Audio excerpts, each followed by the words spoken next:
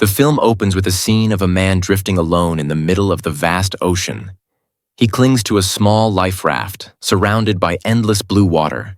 The man is Allison, a United States Navy Marine. The submarine he was assigned to was attacked by the enemy during the Pacific War, and he was the only one who survived.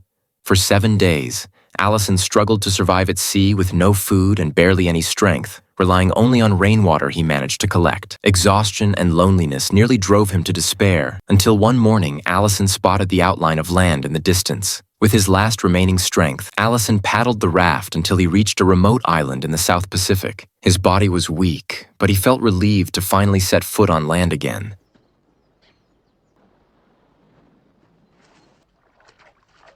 While exploring the island, Allison discovered a small village that was quiet and appeared abandoned. The houses were empty, with no signs of life.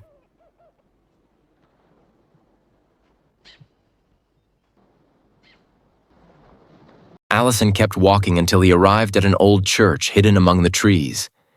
There, he was startled to see a woman calmly sweeping the church floor, as if the place was still being used. She was dressed all in white, looking gentle and graceful. Allison froze. He never expected to find anyone else on this remote island, especially a young woman.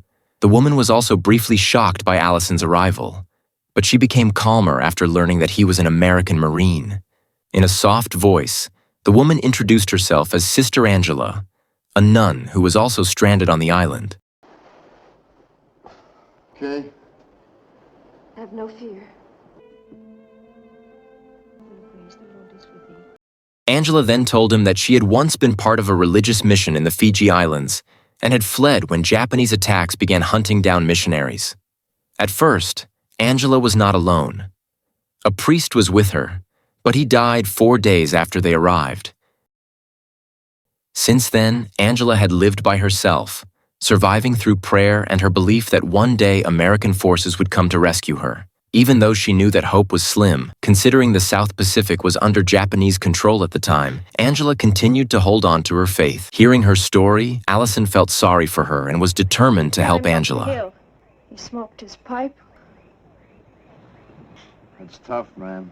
Nothing to what you have been through. Allison planned to build a raft from the rubber life raft that had saved him the day before so they could leave the island. Well, Fortunately, the island still had plants and fruits that could be eaten.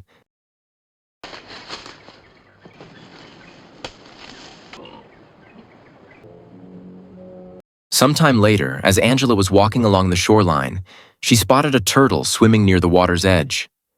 Allison took advantage of that moment to teach her survival skills. 1,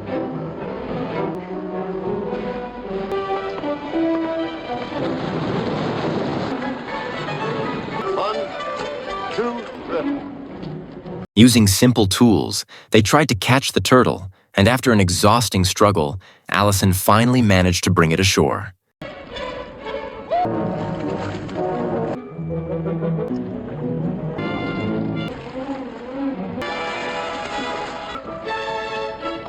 They then cooked the turtle meat and ate it together.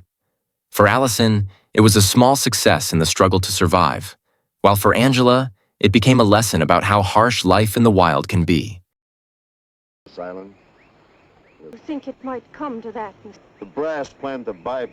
About 300 miles? Several peaceful days passed until one afternoon they heard the sound of an airplane in the sky. When they looked up, both were shocked to see a Japanese plane circling above the island. Allison immediately grabbed Angela's hand and took her to hide inside a cave among large rocks. That night, they couldn't sleep, worried that the plane might have already spotted signs of life on the island. No, it won't. We're all... What, man? That fear was proven the next day. Suddenly, a loud explosion shook the ground as a Japanese plane dropped bombs and destroyed the entire village. Shakes sometimes, man. It's all over, man. When Allison came out of hiding, he found that the houses that once stood there were now completely flattened, including the raft they had just built. All of their food was burned up as well. Things became even harder. Not long after that, Several Japanese ships arrived and unloaded troops onto the beach. They set up tents and turned the island into a temporary base. The situation became extremely dangerous. One small mistake could get them captured. Allison told Angela to stay hidden inside the cave, while he went out to look for food. They could hear Japanese soldiers patrolling outside the cave, but luckily, they didn't find the cave where the two of them were hiding. The next day, Allison took a risk and went to the shore to catch fish. As he was about to head back, he saw flashlight beams in the distance, a sign that Japanese soldiers were patrolling. Without thinking twice, Allison dove into the water and hid behind the waves until the patrol boat moved away. Once it was safe, Allison returned to the cave with several fish. When Angela saw the raw fish, she hesitated. The fishy smell was too strong, and she couldn't bring herself to eat it. Allison tried to convince her that it was the only way to survive, but Angela could only take a small bite before giving up. Her body began to weaken from hunger, which made Allison very worried. In desperation, Allison finally decided to take the riskiest action of all, sneaking into the Japanese soldiers' camp to look for food. That night, Allison covered his body in mud so he wouldn't be seen, then slowly crawled through the trees, moving carefully in the darkness while waiting for the right moment to act.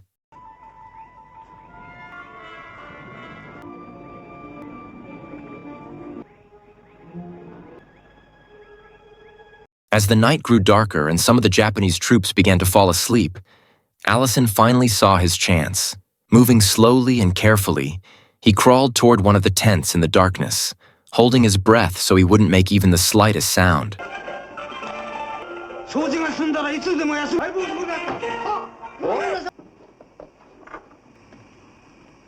Once inside, Allison managed to gather some food, and among the items left behind, he found a small comb. Without hesitation, Allison took it and brought it back, not just as an ordinary object, but as a simple gift for Angela, a small gesture of care in the middle of the hardship and danger surrounding them. When the nun saw the flower and the comb, Angela looked touched. However, gently, she explained that she couldn't use the comb. Since the beginning of her life as a nun, her hair had been cut very short, as was customary for novices. Realizing that his gift wouldn't be useful, Allison simply suggested throwing it away. Even so, Angela kept a gentle smile, showing that she appreciated the sincere intention behind the gift. From that moment on, it was clear that Allison could no longer hide his feelings. He had fallen in love with the woman he had always seen as a symbol of purity and kindness. Such a long time to make up our mind. 5 years, and only I could. As his courage grew, Allison finally worked up the nerve to ask Angela whether she had ever thought about leaving her religious life and living as an ordinary woman, maybe getting married and having a family. However, Angela looked at him with the same calm she always had. She explained that the vows she had taken were not just promises, but a sacred commitment to God. Angela firmly stated that the love in her heart was only for God, not for a man like Allison. Hearing that, Allison's heart felt shattered. Still, deep inside, there was a small hope that one day Angela might change her mind. At the same time, a loud explosion shook the forest around them. The ground trembled violently and the sound of gunfire echoed in the distance. Allison immediately ran out of the cave and saw the sky filled with smoke and flashes of light from a battle at sea. American warships were fighting the Japanese fleet in the Pacific waters. Not out. Far away to see anything. When the sound of explosions began to fade, Allison approached the area where the Japanese troops had previously set up camp. He was shocked to find that they had hurriedly abandoned the island. Allison quickly called Angela, and together they checked the area. There, they found a large amount of food supplies and equipment left behind. For Allison, this was a rare chance to secure enough supplies to survive. As the sun began to set, Allison hummed casually while Angela sewed peacefully nearby. The atmosphere felt warm and calming until Allison could no longer hold back his feelings. Allison looked at Angela and, in a gentle voice, asked what she would do if one day they were rescued and returned to the United States. With the same sincerity she always showed, Angela answered that she would return to the convent, complete her education, and continue her service to God. That answer hurt Allison once again. He lowered his head for a moment, then honestly expressed his desire to marry her, build a life together, and have a child. Angela fell silent, then looked at him with teary eyes. She admitted that she was touched by Allison's sincerity, but she couldn't give him false hope. In a calm voice, Angela explained that she had devoted her love entirely to God. You go back home again, man. Don't do what? Don't do it, huh, man? I never even lived before. Besides, I want to look after you. While showing the ring on her finger, Angela said that the ring symbolized her promise of loyalty to the Creator. After she completed her novitiate, the ring would be replaced with a gold ring as a lifelong bond. Allison said nothing as he listened to that explanation. Trying to hold back his sadness, he then pretended he wanted to check the situation at the beach so he could hide his feelings. Meanwhile, Angela stood in deep thought, her eyes staring blankly out at the sea. In silence, she kept feelings that could not be admitted. In her heart, Angela admired Allison's courage and kindness. But she knew that letting those feelings grow would mean betraying her calling in life. As the night grew later, silence wrapped around the old house that had once been occupied by Japanese soldiers. While they were preparing food, Angela found a bottle of drink among the supplies. When the bottle was opened, its distinctive aroma immediately spread. Sake. Allison explained that it was an alcoholic drink similar to wine. He invited her to try it, but Angela refused after learning that it contained alcohol. Confused and under emotional pressure from his unspoken feelings, Allison eventually drank it by himself. Angela tried to stop him, but it was already too late. Moments later, the alcohol began to affect his mind. Allison spoke in an uncontrolled tone, saying things that made Angela feel hurt and afraid. Haven't I? Mr. Allison. Oh, man. Anyone else but me? Feeling disappointed and hurt, Angela ran out of the house, heading into the silence and darkness of the night. What good is it? We're going to be on this island for... I mean, we've been fighting, see? You tell them it and each other. Realizing his mistake, Allison immediately chased after her. Come back, ma'am! Do you hear me? Answer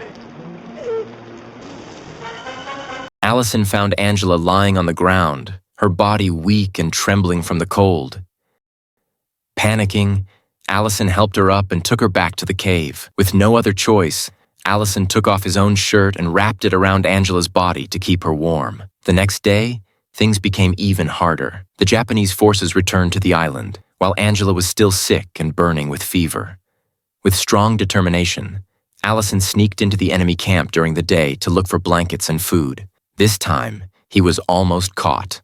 A Japanese soldier spotted him, but Allison managed to overpower him and hide the body among the rocks. Allison then returned to the cave carrying supplies.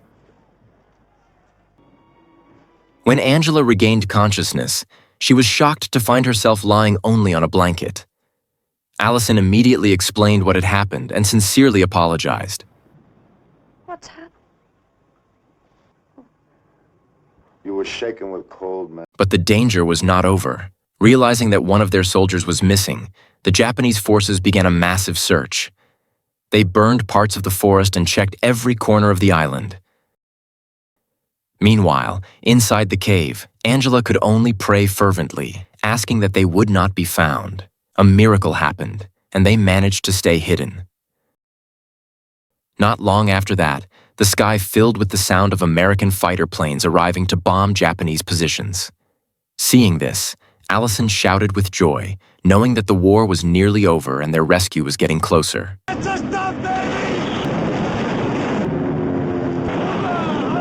In desperation mixed with courage, Allison decided to return to the fight. He launched an attack on the remaining Japanese artillery on the island. Even though his shoulder was wounded by an explosion, Allison managed to destroy the weapon, making sure there would be no more American casualties.